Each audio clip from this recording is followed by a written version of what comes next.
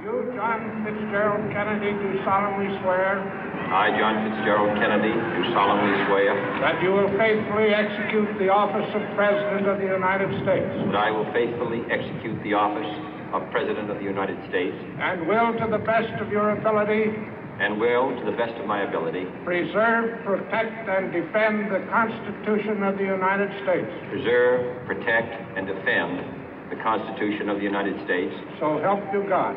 So help me God.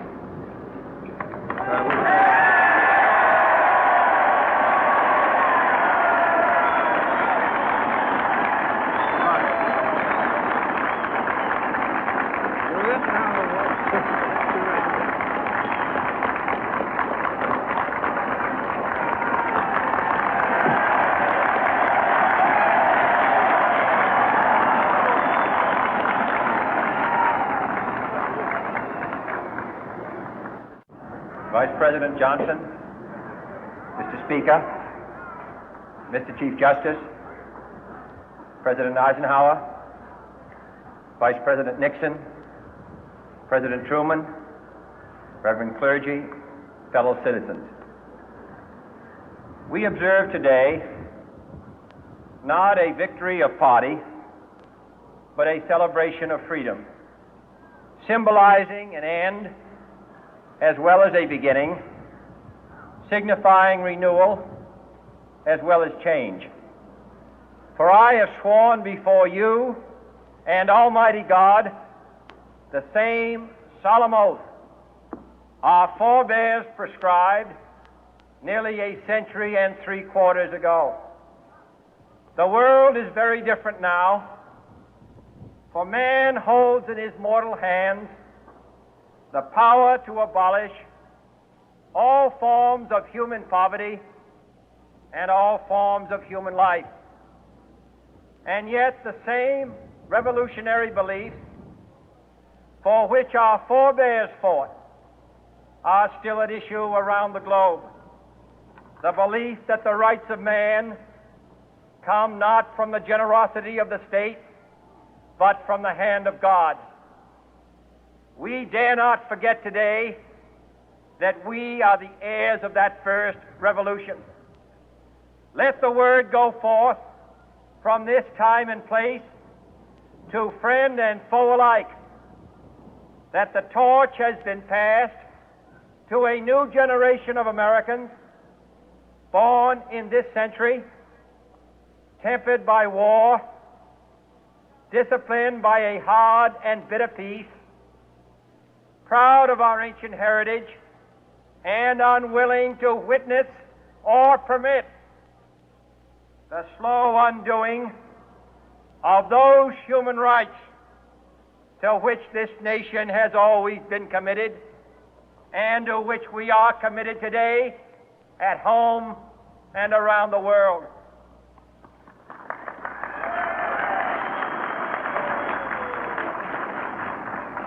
Let every nation know, whether it wishes us well or ill, that we shall pay any price, bear any burden, meet any hardship, support any friend, oppose any foe to assure the survival and the success of liberty.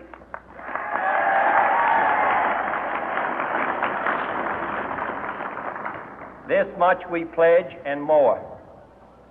To those old allies whose cultural and spiritual origins we share, we pledge the loyalty of faithful friends. United, there is little we cannot do in a host of cooperative ventures. Divided, there is little we can do, for we dare not meet a powerful challenge at odds and split asunder. To those new states whom we welcome to the ranks of the free, we pledge our word that one form of colonial control shall not have passed away, merely to be replaced by a far more iron tyranny. We shall not always expect to find them supporting our view, but we shall always hope to find them strongly supporting their own freedom, and to remember that in the past, those who foolishly sought power by riding the back of the tiger ended up inside.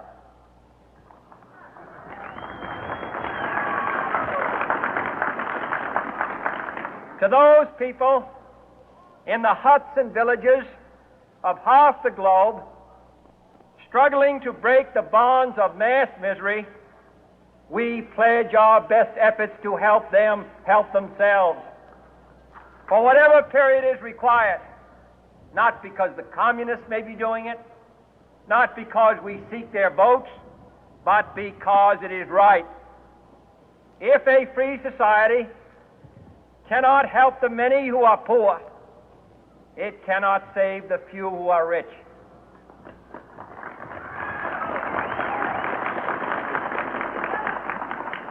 To our sister republics south of our border, we offer a special pledge to convert our good words into good deeds, in a new alliance for progress, to assist free men and free governments in casting off the chains of poverty.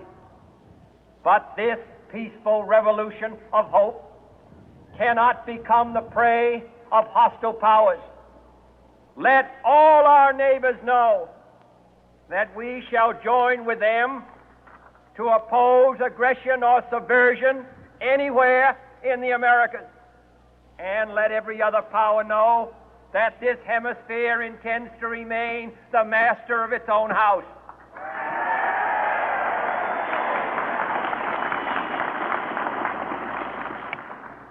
To that World Assembly of Sovereign States, the United Nations, our last best hope, in an age where the instruments of war have far outpaced the instruments of peace, we renew our pledge of support to prevent it from becoming merely a forum for invective, to strengthen its shield of the new and the weak, and to enlarge the area in which its writ may run.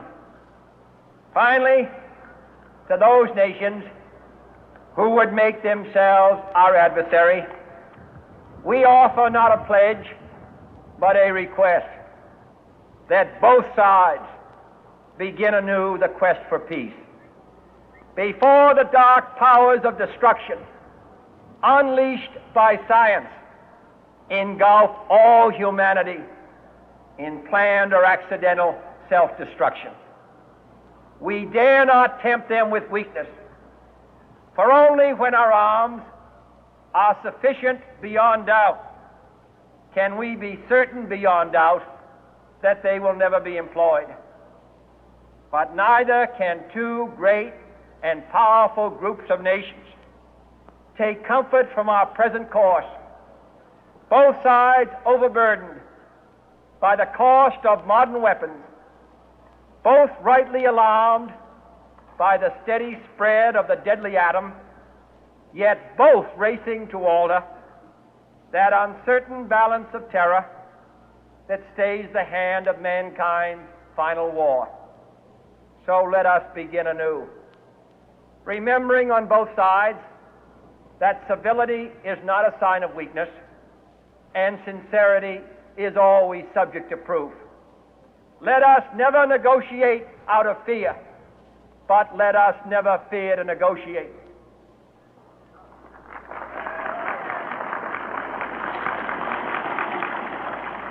Let both sides explore what problems unite us, instead of belaboring those problems which divide us. Let both sides, for the first time, formulate serious and precise proposals for the inspection and control of arms, and bring the absolute power to destroy other nations under the absolute control of all nations.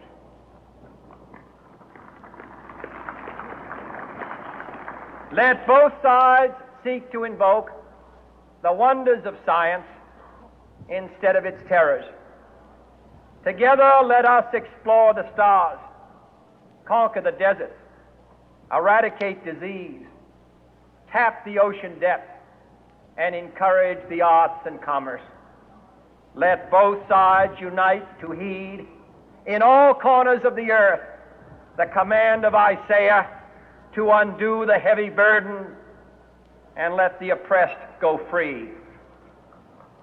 And if a beachhead of cooperation may push back the jungle of suspicion, let both sides join in creating a new endeavor, not a new balance of power, but a new world of law, where the strong are just and the weak secure and the peace preserved. All this will not be finished in the first 100 days, nor will it be finished in the first 1,000 days, nor in the life of this administration, nor even perhaps in our lifetime on this planet.